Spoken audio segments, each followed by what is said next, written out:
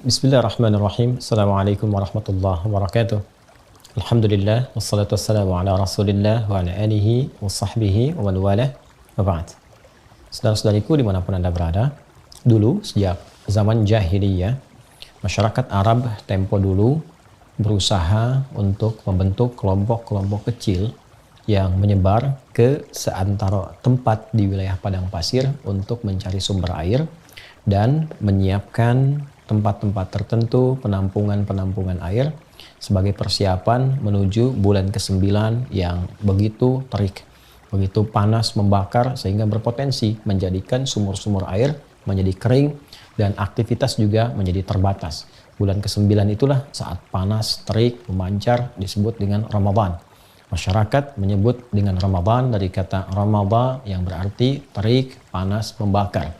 Jika kita ingin jadikan bentuknya superlatif, lebih meningkat lagi, lebih membakar lagi, maka tambahkan alif dan nun di ujungnya. Maka masyarakat menyebutnya dengan Ramadan, bulan, masa, waktu yang sangat terik, membakar, yang sangat panas, membakar. Karena itulah kemudian sebulan sebelumnya mereka kemudian membagi tugas berkelompok-kelompok. Pengelompokan untuk menyebar disebut dengan tasya'ub namanya. Keadaannya disebut dengan Sya'ban. Maka di bulan Sya'ban, bulan yang ke-8, masyarakat seperti yang tadi diuraikan, mereka bertugas menyebar, mencari sumber-sumber air untuk ditampung, dikumpulkan sebagai persiapan di bulan yang ke-9 yaitu bulan Ramadan. Di masa Islam, nama-nama bulan ini dipertahankan dalam perjalanan di tahun Hijriah. Dari mulai Al-Muharram sampai dengan bulan Dzulhijjah, bulan pertama sampai dengan bulan yang ke-12.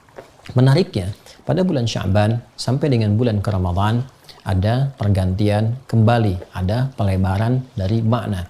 Yang dulu maknanya lebih kepada menunjukkan suasana, iklim, cuaca yang panas membakar, yang terik luar biasa. Maka secara metafor makna itu dibawa dalam nilai-nilai syariat, dalam nilai pendidikan spiritual.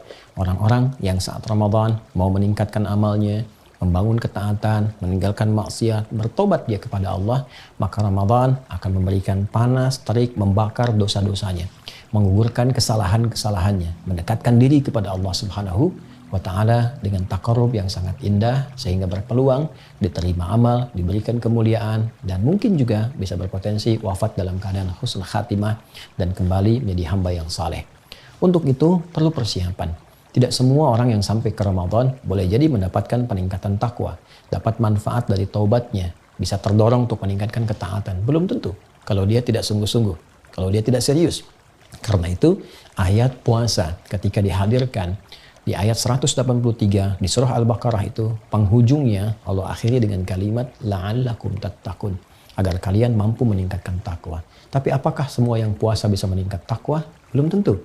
Karena la'allakum dikenal dengan huruf taranji, huruf yang menunjukkan terpenuhinya satu harapan dengan syarat kesungguhan, keseriusan untuk mewujudkannya. Di antara keseriusan itu, maka citranya secara metafor diambil dari bulan sebelumnya, bulan Sya'ban, bulan ke-8. Saat banyak orang di masa pra-Islam mengumpulkan air untuk persiapan bulan ke-9, maka air berikutnya yang kita siapkan menuju Ramadan adalah air-air spiritual.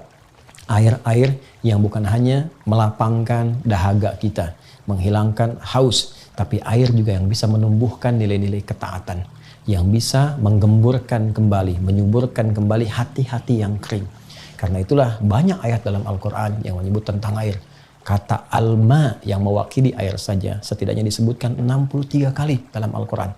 Ada yang menunjukkan turunnya air dari langit berupa hujan. Wa anzalna minas sama'i ma'a.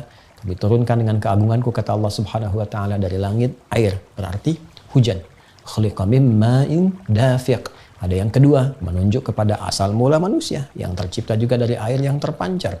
Pun demikian, sumber kehidupan pun juga pusatnya bermula dari air. Sumbernya sangat sekali terpusat kepada air. Wa ja'alna minal ma'i kulla syai'in hayyin, kami jadikan dari segala yang hidup itu sangat bergantung kepada air. Demikian kata Al-Quran.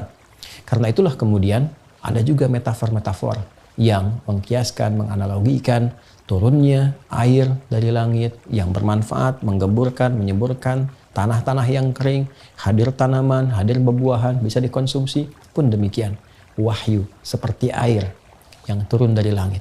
Disampaikan pada Rasulullah, diberikan risalahnya kepada kita untuk menyuburkan kembali hati-hati yang kering. Sehingga muncul kemudian bunga-bunga amal saleh, buah-buah kebaikan yang menggerakkan pohon-pohon ranting-ranting tubuh kita.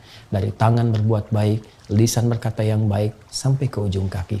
Dan persiapan semua itu mesti diperbaiki, dicari sebelum ke Ramadan sejak bulan Sya'ban. Seperti orang dulu banyak mencari air, maka seharusnya yang terjadi orang sekarang banyak mencari air-air spiritual supaya menjadi kebiasaan saat sampai di bulan Ramadan yang berpotensi menggugurkan dosa, membakar semua kesalahan-kesalahan. Kalau tidak dimulai dari Sya'ban, tidak mudah untuk menjalani Ramadan. Karena itu, mari manfaatkan bulan Sya'ban ini, dan telah masuk kita di awalnya, untuk mengumpulkan banyak air spiritual, berlatih ibadah, meningkatkan ketaatan, sehingga nanti mampu terbiasa saat masuk bulan Ramadan. Cara yang terbaik, seperti pernah diajarkan Nabi, tersambung riwayatnya kepada Sayyidah Aisyah radhiyallahu taala anha, kepada Ummu Salamah radhiyallahu taala anha, dan sahabat-sahabat Nabi yang lain. Mereka mengatakan seperti dikutip oleh Imam Ahmad, Imam Abu Daud, Imam An-Nasai dalam kitab-kitab mereka, bahwa sejak Sya'ban Nabi seringkali terlihat, disaksikan banyak menunaikan ibadah siam. Jadi Rasulullah pun mengajarkan kepada kita untuk beradaptasi puasa lebih dulu. Tingkatkan amal soleh, cari air spiritual sejak bulan Sya'ban. Sehingga ketika terkumpul semua bekal-bekal spiritual itu, siap kita manfaatkan di bulan Ramadan. Siap digunakan untuk bulan Ramadan. Nabi SAW bahkan pernah disebutkan menunaikan puasa di Sya'ban seutuhnya, sepenuhnya, full. Ada juga yang menafsirkan, kadang Nabi buka, kadang puasa. Ini menunjukkan kesan memperbanyak latihan, memperbanyak mendekat, dan semoga dengan itu mengantarkan kesiapan pada bulan Ramadan untuk membangun kenaatan, mendekat kepada Allah, dan membakar semua dosa-dosa dan kesalahan yang pernah diperbuat. Alhamdulillah, setelah sampai di bulan Sya'ban, semoga Allah berkahi, semoga Allah bimbing untuk meningkatkan ketaatan, dan semoga siap menghadapi Ramadan. Ani Hidayat, Assalamualaikum warahmatullahi wabarakatuh.